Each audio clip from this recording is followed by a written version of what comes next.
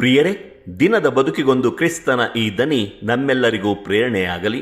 ಪೂಜಾವಿಧಿಯ ಸಾಧಾರಣ ಕಾಲದ 33ನೆಯ ವಾರ, ನವೆಂಬರ್ 22, 2024, ಶುಕ್ರವಾರ. ಸಂತ ಲೂಕನು ಬರೆದ ಪವಿತ್ರ ಶುಭ ಸಂದೇಶದಿಂದ ವಾಚನ.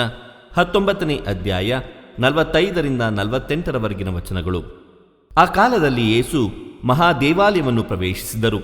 ಅಲ್ಲಿ ಮಾರಾಟ ಮಾಡುತ್ತಿದ್ದವರನ್ನು ಹೊರಗಟ್ಟುತ್ತಾ, ಪ್ರಾರ್ಥನಾಲಯವೀ ನನ್ನ ಆಲಯ ಎಂದು ಪವಿತ್ರ ಗ್ರಂಥದಲ್ಲಿ ಬರೆದಿದೆ, ನೀವಾದರೋ ಇದನ್ನು ಕಳ್ಳಕಾಕರ ಗುಹೆಯನ್ನಾಗಿ ಮಾರ್ಪಡಿಸಿದ್ದೀರಿ ಎಂದರು. ಪ್ರತಿನಿತ್ಯ ಯೇಸು ದೇವಾಲಯದಲ್ಲಿ ಬೋಧಿಸುತ್ತಿದ್ದರು.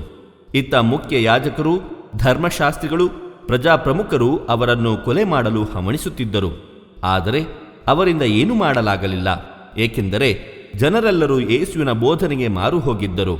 ಅವರ ಬಾಯಿಯಿಂದ ಬಂದ ಒಂದೊಂದು ಮಾತನ್ನು ಕೇಳಲು ಆತುರರಾಗಿದ್ದರು. ಪ್ರಭುವಿನ ಶುಭ ಸಂದೇಶ. ಕ್ರಿಸ್ತರೇ, ನಿಮಗೆ ಸ್ತುತಿ ಸಲ್ಲಲಿ.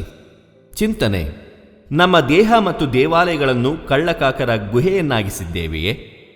ಪ್ರಭು ಯೇಸು ಕ್ರಿಸ್ತರಲ್ಲಿ ನನ್ನ ಆತ್ಮೀಯ ಸಹೋದರ ಸಹೋದರಿಯರೇ, ನಮ್ಮ ದೇಹವೇ ದೇವಾಲಯವಾಗಿದೆ. ಪ್ರಭು ಯೇಸು ಜೆರುಸಲೇಮ್ ದೇವಾಲಯವನ್ನು ವ್ಯಾಪಾರ ಕೇಂದ್ರವಾಗಿ ಮಾರ್ಪಡಿಸಿದ್ದ ಜನರನ್ನು ಖಂಡಿಸುತ್ತಾರೆ. ದೇವಾಲಯ ದೇವರ ಪ್ರಸನ್ನತೆಯ ತಾಣ, ದೇವರ ಅನುಭವ ಪಡೆಯುವ ಸ್ಥಳ. ಆ ಸ್ಥಳವನ್ನು ಪವಿತ್ರವಾಗಿರಿಸಿಕೊಳ್ಳಲು ವಿಫಲರಾದ ಜನರ ಮೇಲೆ ಪ್ರಭು ಯೇಸು ಕೋಪಗೊಳ್ಳುತ್ತಾರೆ. ನನ್ನ ದೇಹ ದೇವರ ಆಲಯ, ಈ ಆಲಯವನ್ನು ಪವಿತ್ರವಾಗಿಟ್ಟುಕೊಳ್ಳಬೇಕಾಗಿದೆ.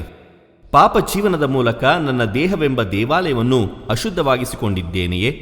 ನಮ್ಮ ಹೃದಯದ ದೇಗುಲವನ್ನು ಪವಿತ್ರವಾಗಿಟ್ಟುಕೊಳ್ಳಲು ಬೇಕಾದ ವರಗಳಿಗಾಗಿ ಪ್ರಾರ್ಥಿಸೋಣ. ಸಂತರ ಸ್ಮರಣೆ. ಇಂದು ನಾವು ಸಂತ ಸಿಸಿಲಿಯರವರ ಸ್ಮರಣೆಯನ್ನು ಮಾಡುತ್ತಿದ್ದೇವೆ. ಸಂತ ಸಿಸಿಲಿಯರವರು ಕ್ರೈಸ್ತ ಪರಂಪರೆಯ ಪ್ರಕಾರ ರೋಮ್ನಲ್ಲಿ ಜನಿಸಿದರು. ತಮ್ಮ ಬಾಲ್ಯ ಜೀವನದಿಂದಲೂ ಉಪವಾಸ ಮತ್ತು ಕಠಿಣ ವ್ರತಗಳ ಮೂಲಕ ಕನ್ನಿಕೆಯಾಗಿಯೇ ಜೀವಿಸಲು ಬಯಸಿದರು. ಅರಸ ವಲೇರಿಯನ್ ಜೊತೆ ವಿವಾಹವಾದರು. ಇವರ ಪ್ರಾರ್ಥನಾ ಜೀವನದಿಂದ ವಲೇರಿಯನ್ ಕ್ರೈಸ್ತ ವಿಶ್ವಾಸವನ್ನು ಸ್ವೀಕರಿಸಿ ರಕ್ತ ಸಾಕ್ಷಿಯಾಗಿ ಮಡಿದರು. ಇವರು ಸಹ ಚೂರಿಯಿಂದ ಹಲವು ಬಾರಿ ಚುಚ್ಚಲ್ಪಟ್ಟು ರಕ್ತ ಸಾಕ್ಷಿಯಾದರು. ಸಂತ ಸಿಸಿಲಿಯರವರು ಗಾನ ವೃಂದದವರ ಪಾಲಕಿ ಸಂತರಾಗಿದ್ದಾರೆ. ಆದುದರಿಂದ ವಿಶೇಷವಾಗಿ ನಮ್ಮ ಧರ್ಮ ಕೇಂದ್ರಗಳಲ್ಲಿರುವಂಥ ಗಾನ ವೃಂದದ ಸದಸ್ಯರಿಗಾಗಿ, ಅವರ ಕುಟುಂಬಗಳಿಗಾಗಿ ಪ್ರಾರ್ಥಿಸೋಣ.